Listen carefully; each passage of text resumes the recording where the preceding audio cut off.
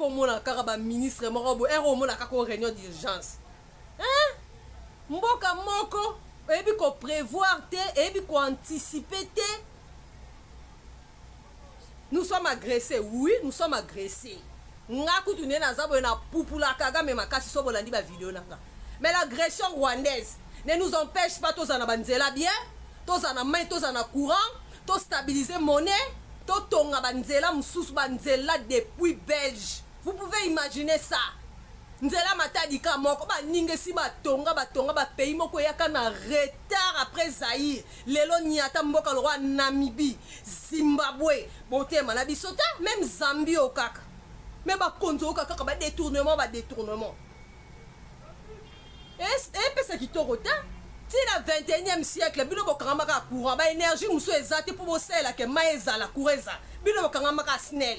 Ba mécanisme ezate na mboka mobimba. Na yebite bozala ka ba expert en quoi? Expliquez-nous la population est trimée. O monaka ke Congolais linga mboka na malgré tout ozo misa mboko. Akende ka musala ngo ba PCP ba salaire a kitoko te. Nanu ba majorité.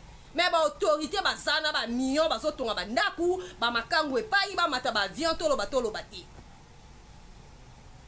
Ngaku tu na zabwero na moni le peuple d'abord il fallait que les sphinx y moi seul. Comme akufa na na ndimi na ngate ke zala mutosela les peuples d'abord te. Ezali na idéologie les sphinx. Il faut qu'on se le dise. Papa n'a sacrifié qui t'en a mais nzamba linga ka wa linga ki azalate. Mais je pense que si ce monsieur là était, ce papa là était nandimite ka ba bêtise engesa la maté. Ya kitoko te badinga mususu si ba longa passe transport biso tuzakala ba passe ba transport ba mai ba courant ba kolia na ba mboka mususu biloko kolia c'est rien mais Congolais soutien non kolia. Chaka biloko ministre de justice ameka kika moi petit déjeuner. Au ministre de justice a ça tande ba wele biloko kolia. Donc mboka moko ta biloko kolia. Eza grave pour na Congolais. Donc Congolais soutien non biloko kolia.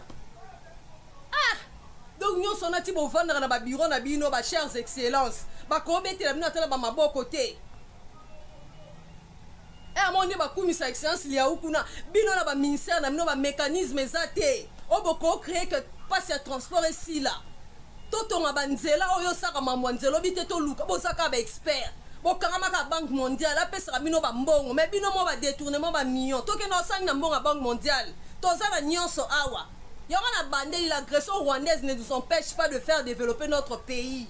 Ba Rwandais ba Rwandais ko ba sabi so mabe on comprend la petite politique à Kagame mais on bon sa Rwanda allez biso tozo iba mboka la biso poto ko bon c'est pas mindele boso comprendre pe lokwana boso mona quand même lokwana président Fachi donc peuple banaka ko souffrir la deuxième mandat na ti lelo bat bazaka na maya passe ya transport ya mai ya courant dollar et mata biloko lia na petit tour mondi matin. Bah il prochainement yaka boma au moins ndenge batu ba olela na boma pour ekufa donc ma camion se kufa. C'est triste hein, c'est triste penza.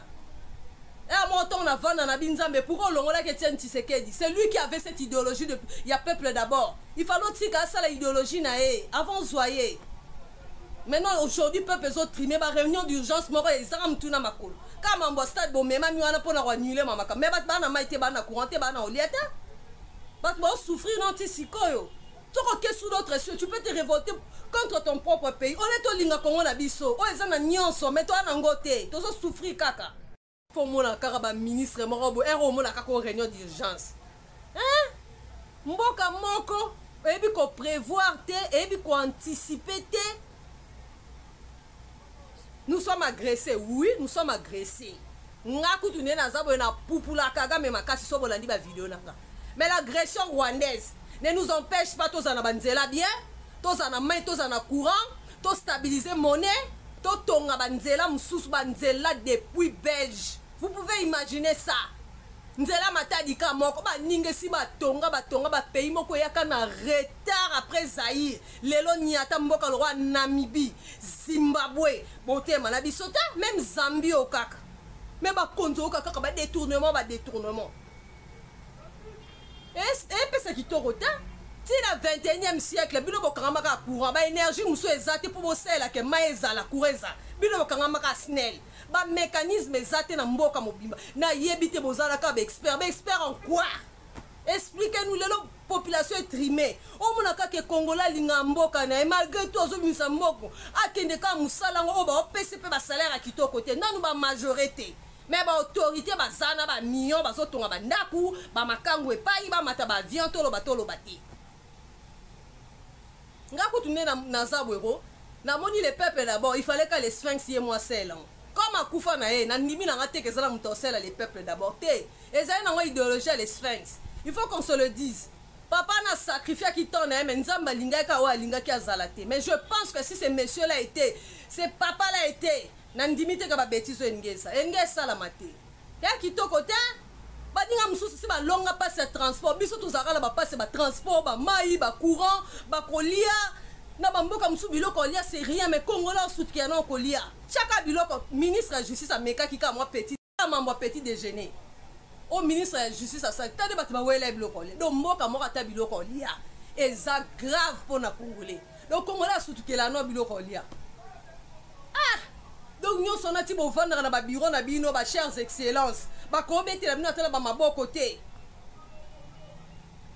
amoni bakumisa excellence liya ukuna bino na ba ministère na bino ba mécanisme ezate oboko créer que passe ya transport ici là totonga banzela oyo saka mambo nzelo bite to luka bozaka ba expert bokanga ka banque mondiale apesa bino ba mbongo mais bino mo ba détournement ba millions to ke na sang na mbongo banque mondiale tozana nyonso awa yona bandeli l'agression rwandaise ne nous empêche pas de faire développer notre pays ba rwandais te ba Rwanda ko ba sa biso mabe o comprendre petite politique à Kagame ma ko bongsa Rwanda ale biso tozo iba mboka la biso poto ko bongse pas mindele bozo comprendre pe lokwana bozo mona quand même lokwana président Fachi donc peuple banaka ko souffrir la deuxième mandat na tile lo bat bazaka na maya passe ya transport ya mai ya courant dollar et mata biloko lia na beti tour mondi matin ba sera du prochainement yaka boma o mona ndenge batu ba olela na boma Port et Koufa, donc ma camion c'est Koufa. C'est triste, hein? C'est triste, Penza. Et à mon temps, on a vendu dans Abinza, mais pour eux, on a Tshisekedi. C'est lui qui avait cette idéologie de. Il y a peuple d'abord. Il fallait aussi que ça, l'idéologie, avant Zoyer. Maintenant, aujourd'hui, peuple est trimé, ma réunion d'urgence, moi, ils ont tout dans ma cour. Quand on stade, bon, mais même, on a pas annuler ma maca. Mais, on a été ban à courant, ban à oliette. On va souffrir dans tes sikoyo. Sous d'autres cieux, tu peux te révolter contre ton propre pays. On est au linga Congo na biso. O ezana nyonso, mais toi nangote. Tozo souffrir kaka. Masolo ya moto botikela ba wewa ba maseba, masolo ya kwanga botikela ba teke, kasi masolo ya agence de transfert d'argent botikela CH Money. Ndeko papa, ndeko mama, yo oyo ozwami na mikili ya poto. Olingi otindela famille na yombongo na Kinshasa CH Money agence de transfert d'argent ezawana pona ko servir bino yope oyo zomi awa na Kinshasa olingi otindela ndeko na yombongo na mikili ya poto benga biso na numéro oza komona agence CH Money tosalaka mikolo nyonso.